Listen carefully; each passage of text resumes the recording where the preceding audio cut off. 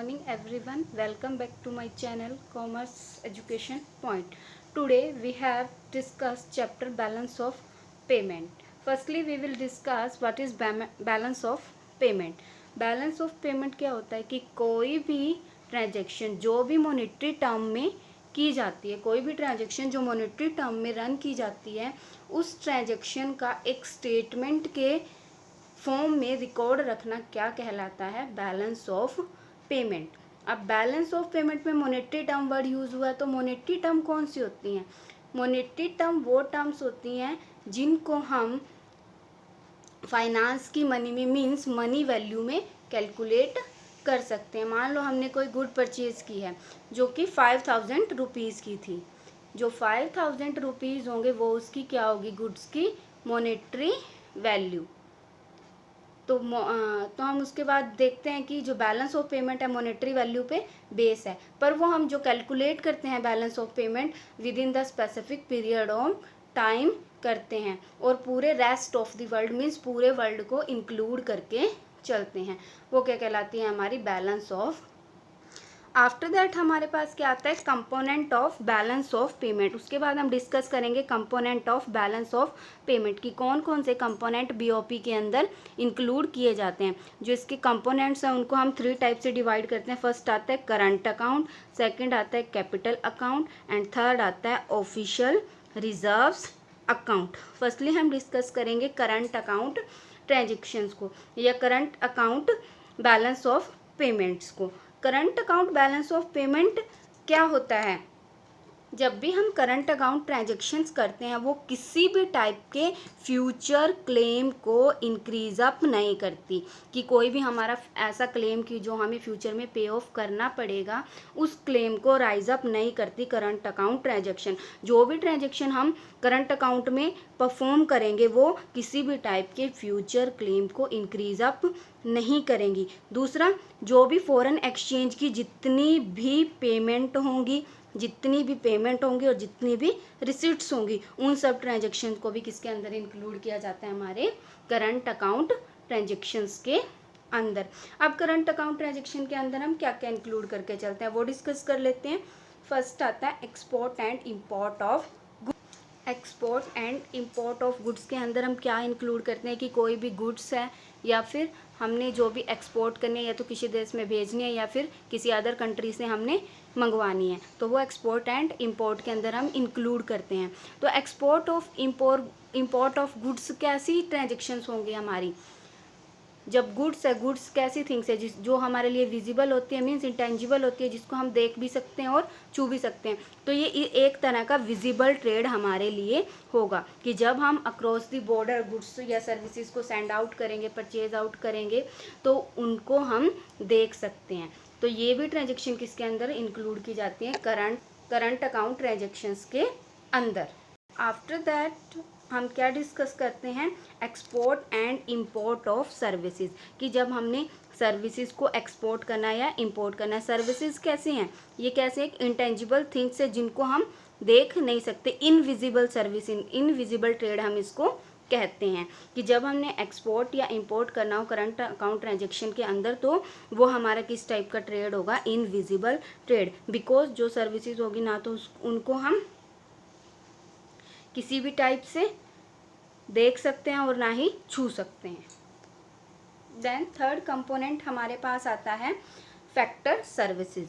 Factor services जिसको हम include करते हैं export and import of services के अंदर फर्स्ट फैक्टर आता है फैक्टर सर्विसेज। फैक्टर सर्विसेज क्या होती है? जो भी additional service regarding to investment, regarding to employment, regarding to other banking service जो भी हम प्रोवाइड करवाते हैं वो किसके अंदर इंक्लूड किया जाता है? हमारा फैक्टर सर्विसेज के अंदर। जो ये पेमेंट होती हैं इनसे हमने एक बार मनी इन्वेस्ट कर दी तो उससे हमें नेक्स्ट टाइम क्या होगी? इनकम रिसीव होती है। कोई भी एम्प्लॉय है, हमने उसके ऊपर कोई एक्सपेंसेस पे आउट करे हैं तो उसके बाद एक टाइम में वो हमें क्या देना शुरू हो जाएगा? इनकम। तो इन्हीं को हम फैक्टर सर्विस के अंदर इंक्लूड करते हैं। देन आता है non factor services. Non factor services कौन सी होती हैं? कोई भी other service regarding to banking, regarding to insurance, वो सर्विस हमारी क्या कहलाती हैं? Non factor services. उसके बाद थर्ड आता है हमारे पास करंट ट्रांसफ़र।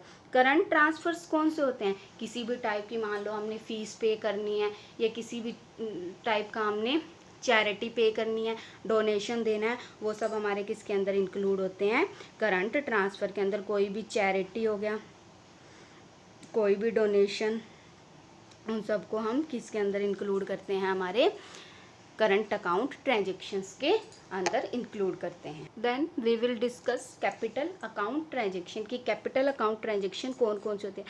सबसे पहले हम डिस्कस करेंगे कि कैपिटल अकाउंट कौन सा होता है। कैपिटल अकाउंट ट्रांजेक्शन्स वो ट्रांजेक्शन्स होती हैं जो फ्यूचर के लिए किसी तरह का क्लेम रेज करती हैं कि फ्यूचर में हमें उसको पे ऑफ करना पड़ेगा। वो एसेट को भी अफेक्टेड करती हैं, साथ ही साथ लायबिलिटीज़ को भी अफेक्टेड करती हैं। वो होती है हमारी कैपिटल अकाउंट ट्रांजेक्शन। अब कैपिटल अकाउंट ट्रांजेक्शन के अंदर हम कौन कौन से कंपोनेंट स्टडी करते हैं? 2 टाइप के कंपोनेंट्स हम स्टडी करते हैं। फर्स्ट आता है हमारा बोरोइंग, सेकंड आता है हमारा foreign investment. Firstly we will discuss what is borrowing. Borrowing क्या होती है? किसकी फॉर्म में होती है बोरोइंग? एक तरह से हमारी लायबिलिटी की फॉर्म में होती है कि अगर हम किसी से कुछ बोरो करते हैं, मीन्स उधार लेते हैं, तो उसको हमें एक ना एक दिन हमारी लायबिलिटी बन जाती है कि एक दिन हमें उसे पे ऑफ करना पड़ेगा। वो क्या कहलाती हैं? हमारी बोरोविंग्स। बोरोविंग्स कैसी हो सकती है? इंटरनली भी हो सकती हैं और एक्सटर्नली, मीन्स कि हम अपनी डोमेस्टिक कंट्री से भी बोरो कर सकते हैं और आउटसाइड द कंट्री भी बोरो कर सकते हैं, किसी अदर कंट्री से, means rest of the world से हम बोरो कर सकते हैं। वो क्या कहलाती हैं? हमारी बोरोइंग्स। दूसरा कंपोनेंट जो आता है वो आता है हमारा फॉरेन इन्वेस्टमेंट। फॉरेन इन्वेस्टमेंट क्या होती है? किसी भी अपनी कंट्री को छोड़कर किसी other country, rest of the world में इन्वेस्ट करना, वो क्या कहलाती है? हमारी फॉरेन इन्वेस्टमेंट। अब फॉरेन इन्वेस्टमेंट को हम 2 टाइप से डिवाइड करते हैं।